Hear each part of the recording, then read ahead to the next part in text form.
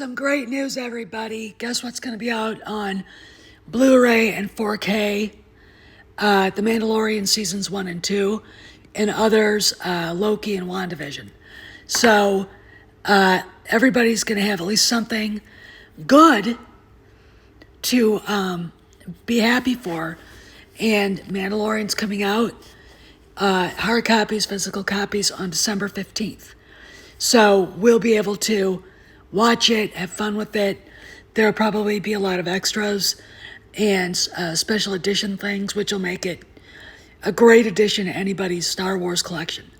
And now I want to talk about the real purpose of this video, which is George Lucas. Here he is with his friend Francis Ford Coppola. They were partners together at American Zoetrope, and Francis basically was one of George's mentors in the business.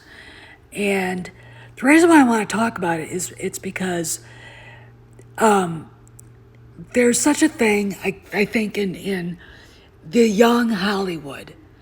And I think a lot of people like Rian Johnson and most recently Leslie Headland call this the auteur myth. I don't know what that means. An auteur is a this is my definition, is a director that has a vision that is beyond what everybody else has, and once he realizes it on the screen and he sees what he wants up on the screen, people then understand what he's getting at. And I don't think that it's a myth. But the people that run around talking about this are not talented. They are not filmmakers. They are not storytellers. They are, in my opinion, activists. Leslie Headland very much makes damn sure that we all know how she feels about everything political. Rian Johnson, the same thing. And they can't help but put it in their films, which then translates to people not wanting to go see their films. The thing about an artist, an auteur, let's say, is they want everybody to come. They want to make a movie. They want to make something that will appeal to everybody. And that, is something that I think everybody in Hollywood should want to do. But there's a population, a social hive in the business that thinks that they can ignore part of the audience. They're not into telling stories. And to me, a great director is someone who is a genius artist. He paints with visuals and sound and movement. Okay. And nothing I've seen that Rian Johnson has done, that Leslie Headland has done, has gotten that as close to The Empire Strikes Back. All right. But let's listen to Leslie Headland again in her own words. This is like what we understand to be Star Wars, like the idea that that only came from George Lucas, that only George Lucas holds the key for what we understand to be Star Wars is just untrue. And I think the prequels are an excellent example of that. I mean, the idea that when you're hiring a director, that everyone is sitting in there waiting for George Lucas and not for the person who's going to know to hire Ralph McQuarrie, that's the problem. That's the misogyny and the problem with the auteur myth as it stands today, because they're not thinking this is the person that will hire the right people, and this is the person that will be able to create the lookbooks and direct people to get them to that place. They're just thinking, do you have all the answers? And the truth is that nobody does, and anybody that says they do is lying. This is John Ford, probably the greatest film director of all time. He directed How Green Was My Valley, The Quiet Man, The Searchers, and he won 4 Academy Awards for Best Director. He started out very early on when the industry was nascent, all right? And he started out as a stuntman on his brother's pictures, and moved up to being a director. And he would tell people, I direct cowboy pictures. That's what I do. He was very exacting. He demanded the best from his actors, and he became fast friends and a mentor to people like John Wayne. Okay, and Mr. Ford was able to give John Wayne in Stagecoach his star vehicle to get his career going. They made many pictures together, and Jack Ford, I think my favorite was The Man Who Shot Liberty Valance. I love that movie. And the reason why is it's a real story about weakness and human pride. And he got performances out of John Wayne and Jimmy Stewart and Lee Marvin that are epic, that I think should be studied. Jack Ford was the man who actually filmed the Battle of Midway. He was on a ship doing filming, and he got the Battle of Midway. And I'm sure that people like Leslie Headland look down on his films now. That there's nothing for them to learn. Okay, fine, all right. Bullshit, but all right, well, fine. Is he an auteur? I think he would tell me to go to hell if I told him that. You're an auteur. What? First off, you'd ask, what the hell is that? Erich von Stroheim would think he was an auteur. Cecil B. DeMille would think he was an auteur. But again, Jack Ford just said, I do cowboy pictures. Now, let's talk about a producer. This is Robert Evans, who basically ran Paramount Studios when The Godfather was made. All right. He shepherded in many films that really shook Hollywood to its core. First off, The Godfather. Arguably one of the greatest movies ever made. And when you look at the history of the movie, it's hard to believe he was able, with the hard work, of course, of Al Ruddy, to get it going with Francis Ford Coppola and everybody. They had a struggle. Al Pacino didn't want him, too short. Thought Brando was a mistake. And he was able to listen to Al Ruddy, who was listening to Coppola, and there you go. Okay. This guy was a genius of basically shepherding talent like Francis Ford Coppola, the writer of Patton, the director and writer, along with Mario Puzo, of The Godfather and Godfather 2 and Godfather 3. The man behind the conversation, Apocalypse Now, which was the story of filming Apocalypse Now is just, it's epic. And basically, Coppola was one of those harbingers of a change coming to Hollywood. A genius director who made movies that people really wanted to see, that were heavy duty, but didn't step on people's toes. Okay, then we get William Friedkin, who sadly just passed away. One of the greatest storytellers of all time. The Exorcist, I think, is the greatest horror movie of all time. And Friedkin was a gent. Okay, he was again, is he an auteur? Steven Spielberg, arguably up there with John Ford as probably the greatest movie director of all time. From Jaws, to E.T., to Close Encounters, to Indiana Jones, Schindler's List, Saving Private Ryan, etc. No one in the last 50 years has had a career like Steven Spielberg. A mentee of Francis Ford Coppola. Spielberg has a unique idea of what he wants to see on the screen. And again, he's a genius who can take the story he has and put it up there and people fall in love with it.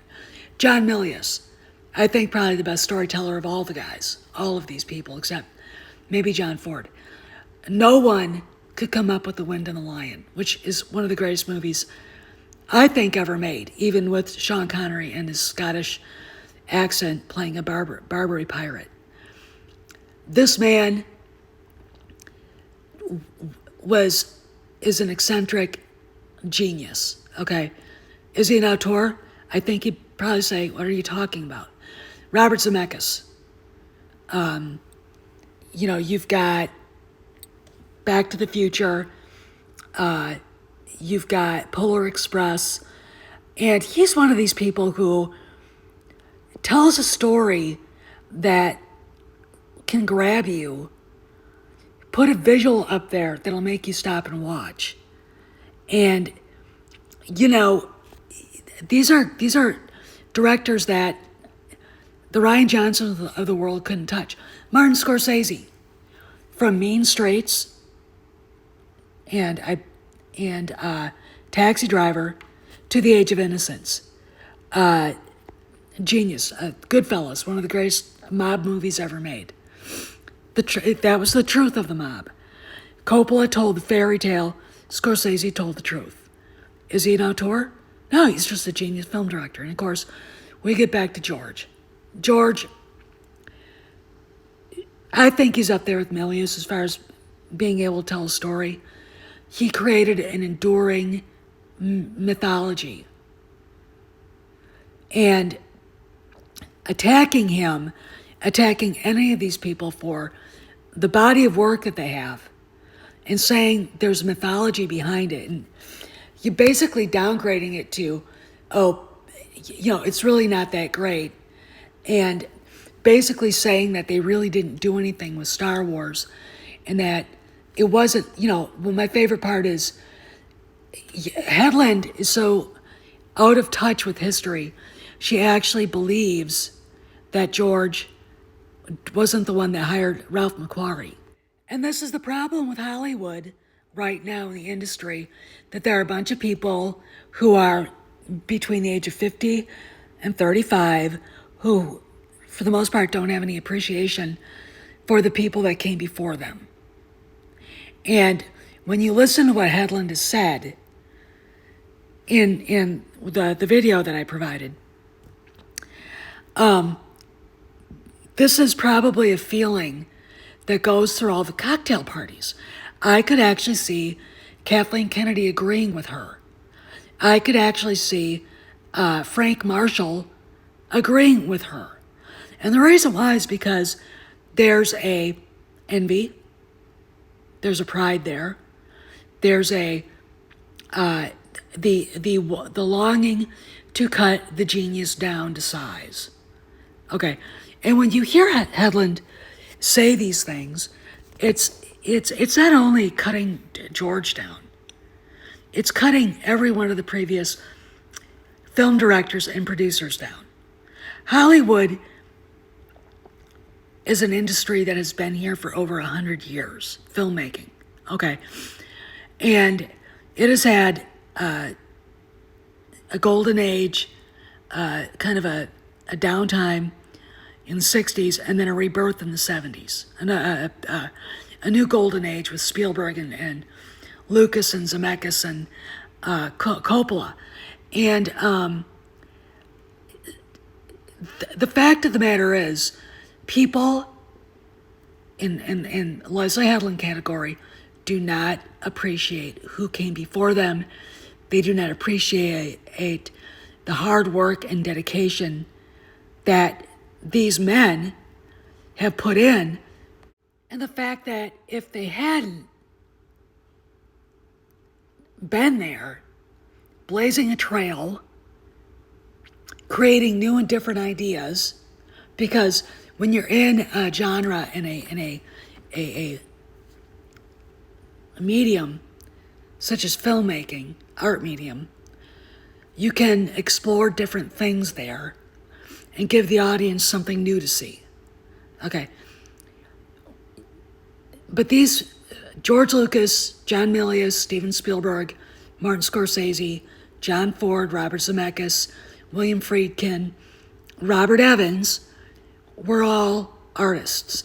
And if they weren't directing or writing, they shepherded the artist and the creative along because they understood what the process is.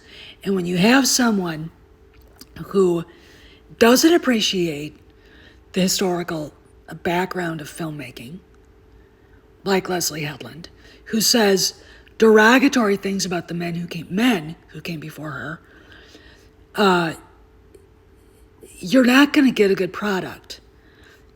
And they will fail, all right? Filmmaking right now is in the doldrums again. I do see a renaissance about to come.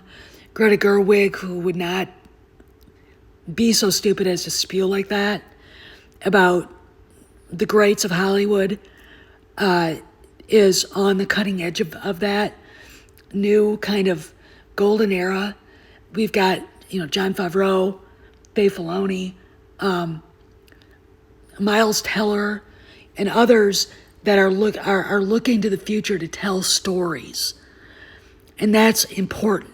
Okay, those are important.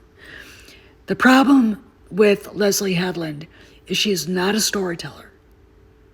She's very, in my opinion, very resentful, as are the Rian Johnsons of the world. All you have to do is look at TLJ to see what Rian Johnson really felt about George Lucas. Okay, instead of hope, we got nihilism. All right, and I wanted to make this video because I started thinking about, I wanted to do this video because I wanted to talk about the foundations of the genre of, the art medium of filmmaking. And